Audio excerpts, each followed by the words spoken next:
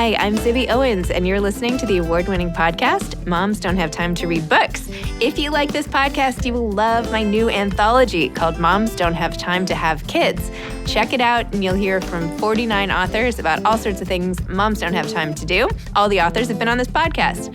Also, check out my TikTok, @with Zibby and Tracy, my other podcast, Sex Talk with Zibby and Tracy. Check out Moms Don't Have Time to Write on Medium. And of course, my new publishing company called Zibby Books. And now back to our daily author interview site and a quick hello from some of my kids. Hi. Hi. Hello. Enjoy the show. Bernhard Schlink is the author of Olga, a novel.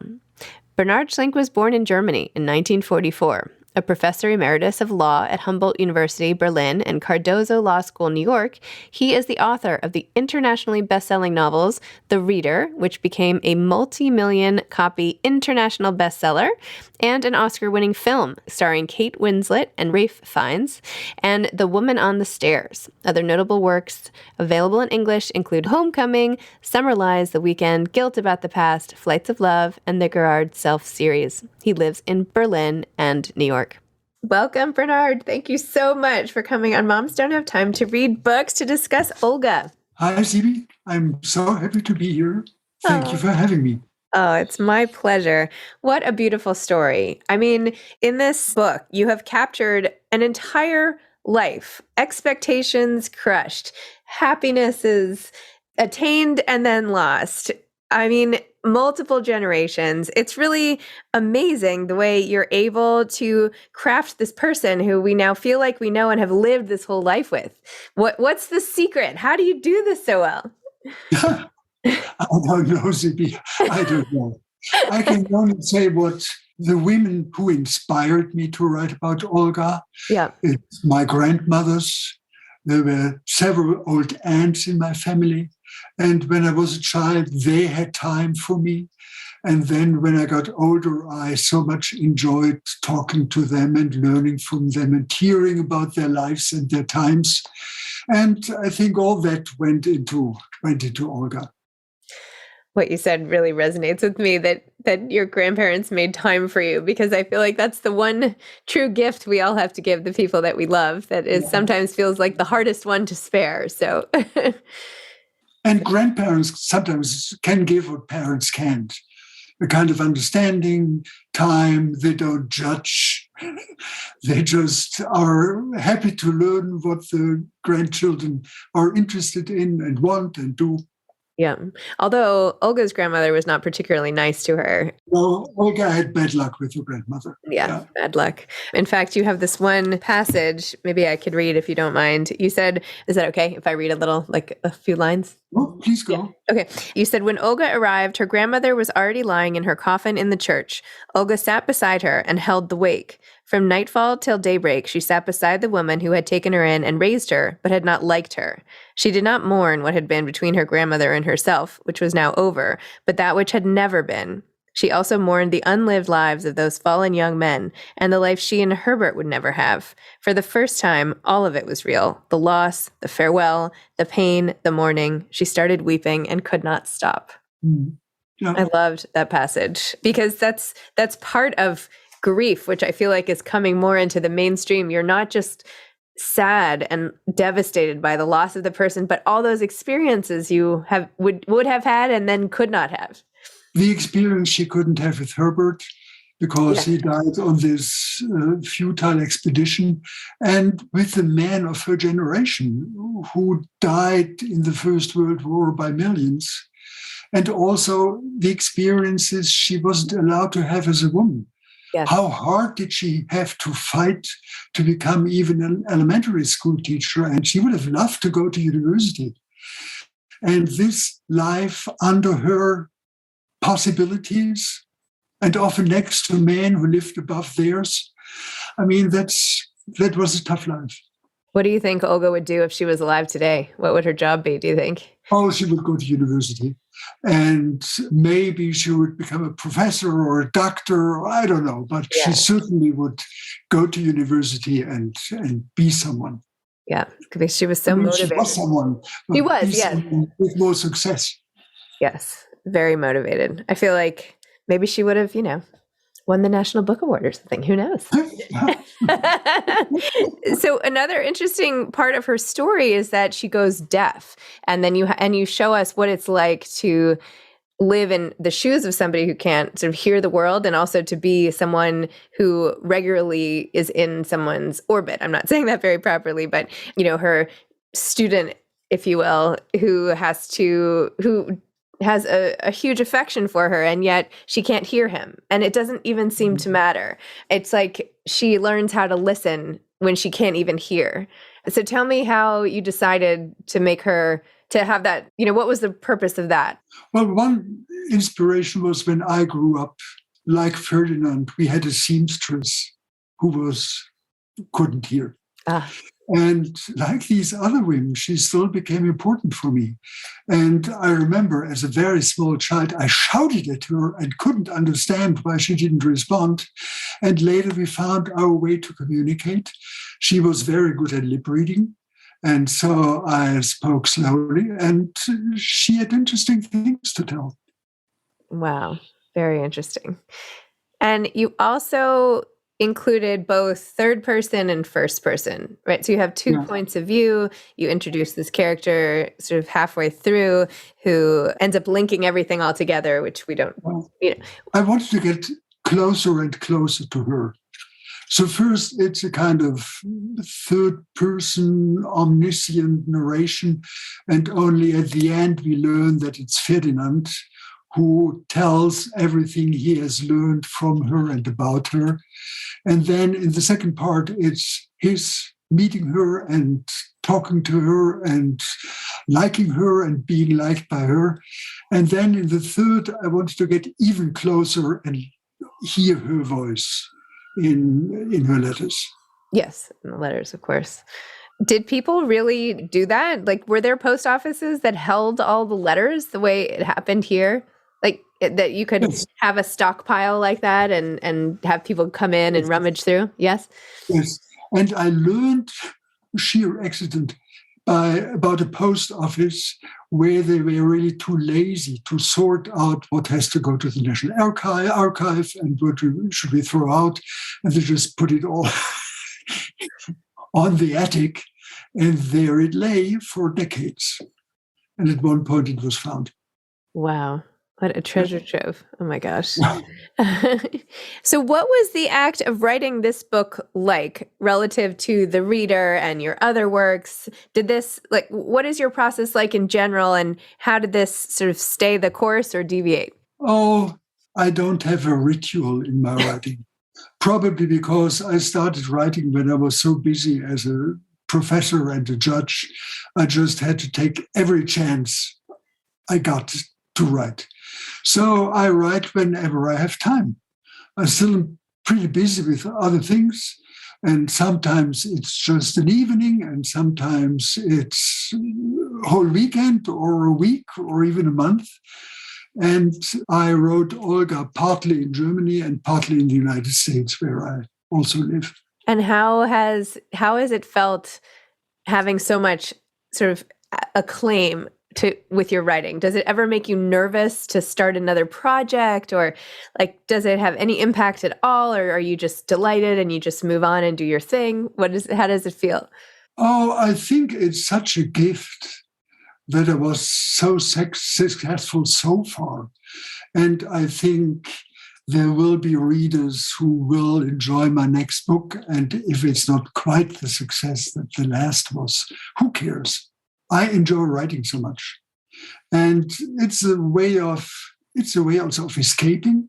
It's some escapism that I write, and I create this word, or I find this word, and I escape into it. And when did that? I'm very happy when I sit down and write. Oh, that's beautiful. Did you always love to write? Did it start when you were a kid, or when was the first time you wrote a story? Well, I started as a child, and I wrote stories about animals. And then when I grew older, I wrote bad poems and bad plays. And then I started writing scholarly stuff, and I thought the joy of writing would fulfill itself in scholarly writing until I realized something was missing. And at first I didn't know what was missing, so I went to the California Massage Institute and got an education as a masseur. And I tried jewelry and did that for a while until finally I realized, no, I have to go back to writing. And started writing mysteries and then turned to other fiction. No, writing is part of my life from early on. And how about reading? What types of books do you love to read? I'm not a very systematic reader. And I love short books. That's why I understand moms who don't have time to read thick, fat books. I love short books. I love old books, 19th century literature again and again. And I try to keep up a little bit what's coming out. And what about stories that you're eager to tell that you haven't told yet? Do you have a lot of characters that are floating around who you're excited to write about? Or do you have more, is it more the plot that appeals to you? What propels you to decide this is going to be a novel? I start with the plot and I play around then, of course, also not just with the plot, but with situations and atmospheres and characters. But the first is the plot. And sometimes it fits and it becomes a novel or a story. I have the feeling it fits. I don't fit it. I don't do it. It comes. And that's wonderful. And then when I have an idea, finally it fits, then I can start writing. I pretty much have the whole thing in my mind before I start. I know other writers go from chapter to chapter, maybe because I am a lawyer who has to systematize things. I have to have it all in my head before I can start writing. Wow. And tell me a little bit more about the dynamic of Olga and Herbert's family and never really feeling accepted from the beginning and not being able to, really have the relationship that she wanted because of external constraints. It's not the relationship she wanted because of that. Also, once he suggests marriage, it would mean for her to lose her position as a teacher. Mm-hmm. In Prussia in those days, once a woman teacher got married, she had to give up her profession. And she loves the independence and the strength that she gets from being a teacher. So she's also reluctant to give that up and to marry Herbert. And she has also a very clear sense of his flaws and his shortcomings. She loves him anyway. He's lively and he's charming and he's enthusiastic. But she also sees that he is somewhat elusive. Did you ever have a lost love like this? Like Olga had for Herbert. Yeah. A little bit. I mean, there was a woman. And that makes... Women are different in their elusiveness than men, but a little bit. Of course, what I have experienced goes into my characters. Right. We can only write about what we know, and we know what we have experienced. Although a lot of people write about things they haven't experienced. I feel like there's a lot of debate now. Is that okay to even do? Can you write from somebody else's point of view if you can never have their lived experience? Is that okay or not? Do you have a view on that? I find this a very strange debate, I must say. I mean, what would we do without Anna Karenina? What would we do without Doris Lessing writing about men or James Baldwin writing about white people? I mean, we have to know how others see us, how others experience us. And we can only get it from them talking about it and writing about it. So I think a world where everybody would only write about his own experience would be very poor. Of course, even if we write about the other, we can't write about the other fully authentically. But that's not what we need. We know someone writes about the other and tries to understand. But I think we need that. Yeah. We absolutely need that. I feel like with fiction, I mean, all you're trying to do is see the world through someone else's perspective. And that is like the embodiment of empathy, right? That is what we're trying to get everybody to do, is to put ourselves in other people's shoes. So this is just the literary outgrowth of that sort of emotionally intelligent exercise. I don't know. I don't feel like it takes anything away from other people, just like No, quite just to the contrary. yeah, I think it's trying to be additive. It's trying to say, look, like here I am taking years of my life, putting myself in your shoes. Maybe this isn't perfect, but here I am, like trying my hardest. It's also always, it's an offer to communicate. Yes. If I don't get it right, talk to me, correct me, make me understand more and better. I totally agree. I agree. I feel like even in acting now, there's some backlash. People are saying, can you really be a character if it's not exactly like you? And it's like, well, isn't that acting? I mean, isn't that what the exercise is, right? That's like writing. Isn't this what the exercise is, but anyway.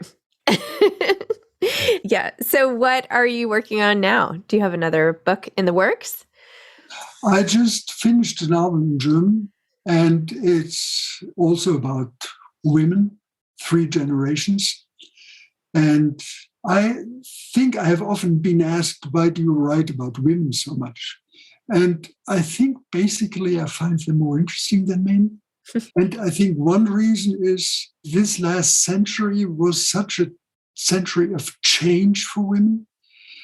New roles, old patterns didn't work anymore. They had to define them in a new way. They had to enter into society and politics.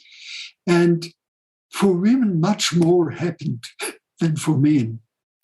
This is going to change. I mean, the world is becoming ever more difficult for men now. The old roles don't work anymore. So we have to find new ones. So maybe in the future, or I would write more about men, but this last century was really the century of women. And I think that's probably why. It's the new novel is a story that also deals with East-West, East Germany and West Germany. Even though we are united, we still haven't really found together. And all these years of being a communist country hasn't just disappeared. It has shaped people, shaped their expectations, their hopes, their resentments. And we are still 2 different societies that are still in the process of growing together. And that's what the novel is dealing with. That sounds good. I was interested in this novel also how you introduced several Jewish characters or people how you were trying to handle that in the context of the time and place, and how people even viewed Jewish people a little bit. And tell me about that, and if you were conscious in your depictions of that. Well, that happened the first time with the reader. I remember when I then came to New York after it had been a success, I have been invited by several book groups of old Jewish ladies. And I wondered, oh God, what are they going to say? And will they be unhappy with what I wrote because Hannah becomes a figure that is not just a monster? But no, they were interested. They were interested in Michael and his generation. How does this generation experience what their parents did?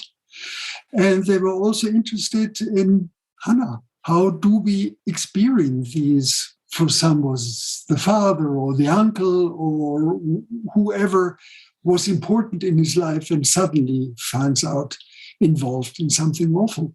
How do you deal with that? Do you automatically stop loving the person? No, of course not. You are torn. It's a difficult feeling, and they were interested in that too. Interesting. So if you had advice to give to someone just starting out as a writer, what would you say? Well, one advice that I found once, it's not from me, but it's excellent. You have to love sentences. So can you develop a love for sentences? And the other, that's the obvious, read. And read really with the consciousness that you are dealing with other lives. You are feeling yourself into them. And what is it? And do you really enjoy that? And do you enjoy playing with it? Then go ahead and try. Love it. What are you reading like right now? What are you going to read today? I read an old novel. I was with my American partner in northern Italy. And so to take a book on this trip, I took Manzoni, Promessi Sposi, about this couple who wants to get married, and for years they can't, because there are wars and then diseases and conflicts. And it was written in the 19th century, and it pretends to retell a chronic from the 17th century. And it's much fun. It's really much fun. Fine. I know that in the end they will be able to get married. There's still another 200 pages to get there. So this is a relatively fat book for my normal way of reading. It's funny though when you're reading and you know something is going to happen, and yet you can still wish so hard that it's not going to, or hope so much that it will. I'm reading a book now, and I know that there's going to be this death, but I keep hoping that maybe if I just read it, it will change, that maybe it won't happen, even though in real life I knew it happened. You never, like, it's that wishful reader thinking that makes no sense, but you know. Maybe you have to wish harder. Maybe I have to wish harder. Yeah. Isn't it wonderful how we can be drawn into books? Yes. Oh my gosh. Wow. I know. Sometimes I think, what does it say about me that I want to spend my whole life in books? Like, what does that say about my actual life? Why do I do that? Is it a problem? But I just love it. I love getting lost in, like, I feel like I was in Olga's life, right? I experienced that. Like, I could feel the cold, and I could, I could just feel the whole thing. And it's just so magical. We want to live more than one life. I mean, that's also the reason to write. One wants to live. And I was with Olga, as you just described. And I love all my characters. And when the book is done, it's always a painful farewell. Now they go out into the world, and I'm not with them the way I was for 1 or 2 or 3 years. You know, who knows how the universe works, right? We have all these souls here, and yet then there are all these characters in all these books, and they also kind of float around. Do you know what I mean? Where do they go? Anyway, it's hard to believe that once you craft something or something gets created, that it can be lost entirely, right? It's out there. So anyway. Yeah, that's how it is. Anyway. You have lots of books behind you. I do. Yeah. I love to read. Anyway, thank you so much for coming on Moms Don't Have Time to Read Books. Thank you for introducing us all to Olga and the various cast of characters in her orbit. And thanks for taking the time. Thank you, Zibby, for having me. It was just fun to talk to you. Oh, good. I'm so glad. It was fun to talk to you too. All right. Have a great day. You too. Okay. Bye. Bye-bye. Thanks for listening to this episode of Moms Don't Have Time to Read Books. Don't forget to follow me on Instagram at Zibby Owens and at Moms Don't Have Time to Read Books. Also sign up for my newsletter at zibbyowens.com and sign up for my virtual book club and meet lots of authors on Zoom every other week. Thanks so much to Steve and Ryan at Texture Sound for the sound editing. And thank you to Morning Moon Productions for providing this fantastic intro and outro music.